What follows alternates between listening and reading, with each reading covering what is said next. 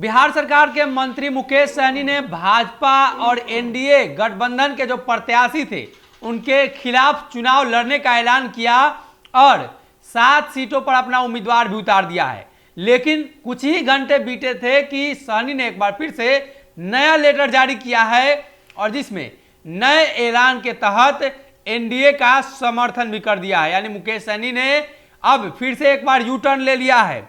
आपको बता दें कि मुकेश सहनी ने अपने फेसबुक ऑफिशियल पेज से शेयर किया है और लिखा है, बिहार विधान परिषद के लिए होने वाले स्थानीय प्राधिकार निर्वाचन क्षेत्र का द्विवार्षिक निर्वाचन 2022 में विकासशील इंसान पार्टी ने एनडीए के निम्नलिखित उम्मीदवारों को समर्थन देने का फैसला लिया है।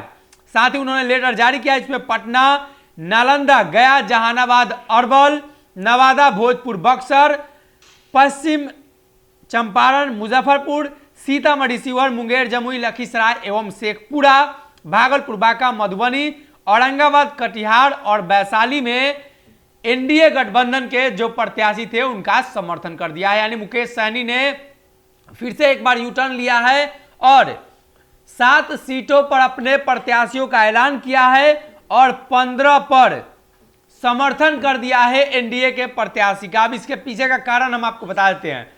मुकेश सहनी लगातार एनडीए गठबंधन में सीट की मांग कर रहे थे एमएलसी चुनाव में, लेकिन उन्हें सीट नहीं मिली। अब जब सीटें नहीं मिली तो कहीं ना कहीं मुकेश सहनी को अपना प्रत्याशी उतारना था।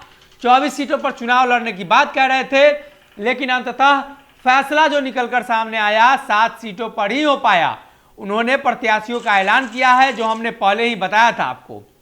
अब उसके बाद मुकेश सहनी ने एनडीए प्रत्याशियों का समर्थन कर दिया है, तो कहीं ना कहीं ये एक बड़ा सवाल है कि एक तरफ जहां मुकेश सहनी विरोध में चुनाव लड़ रहे हैं, मुकेश सहनी अलग चुनाव लड़ रहे हैं, वहीं दूसरी तरफ एनडीए का समर्थन भी कर रहे हैं। भाजपा के नेताओं के द्वारा तीखी प्रतिक्रिया निकलकर भी सामने आ चुकी है और अब मुकेश सहनी का यह फैसला कहीं ना कहीं भाजपा के अंदर जो चिंताएं बढ़ी थी वो कम हुई होगी, लेकिन 7 सीटों पर अब भी जो टक्कर है वो आमने सामने की हो सकता है। इन 7 सीटों पर मुकेश सहनी भी चुनाव लड़ने का प्लान कर रहे होंगे।